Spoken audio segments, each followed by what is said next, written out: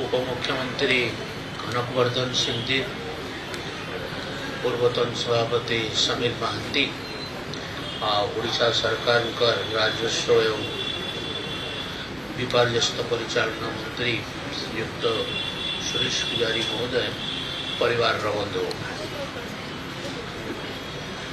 समीर दे विषय मत कहवा कहले मत बहुत कष्टकर व्यापार। बहुत लोग जानी नहीं आम गोटे अघोषित संपर्क थिलु। से मोर पत्नी को भौणी बने विधानसभा हो सबु जगार हो समस्ते जानी जे आमे शला भेड़े जो मैंने मोर पत्नी साधारणतः घर बाहरती नहीं, जो मैंने जानी ना समस्ते विश्वास करुले जे समीर दे मोर शला बोली। एवं मोर जीवन में भी मोर पारिवारिक शला जो मैंने अच्छा से माने मोर जिते काम आसती नहीं कि आमर पारिवारिक काम भूमिका न थाए, समीर देर से भूमिका थाए। आम दी जन बहुत बदमाशी कर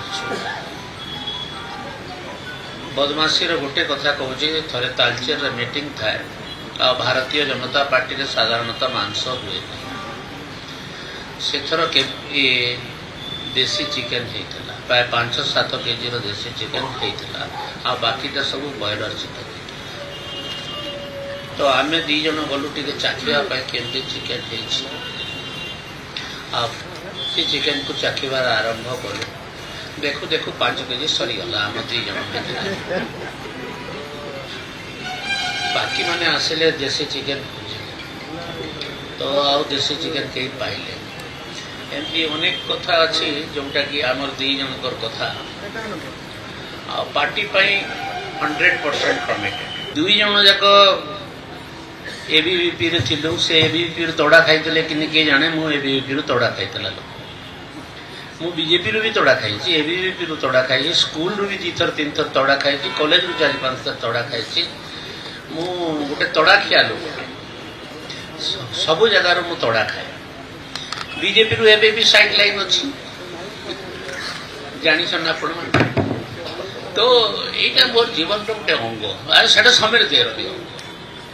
समीर दे भी समीर दे जो हिसाब रे पार्टी गुरुत्व दवार कथा पार्टी गुरुत्व नहीं। कटक रे तार विरुद्ध रे लोक लगागला बारंबार। मोर विरुद्ध रे जमी आज पर्यंत लोक लगा जाए, प्रत्येक रे लोक लगा मो विरुद्ध गोटे लोकटे निश्चित भाव में रहा। पार्टी योजनाबद्ध भाव कार्यक्रम ये कार्यक्रम चले समीर दे विरुद्ध चले। तो समीर दे को जो रोग है मत भी से रोग है, मु बचीगली समीर दे मरीगला। क्या सब बड़ दुख। आउ विशेष किसी मु कहबी नहीं, मत कहबार भल लगुनि। जो दिन प्रथम थर खबर पाई मु स्तब्ध हो जाती। किडनी बेमारी गोटे वर्ष पर साधारणतः खराब हवा कथा नुहे।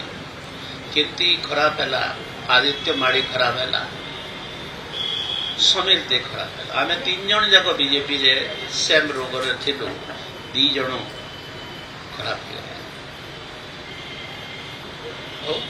कौन होची तो आज मु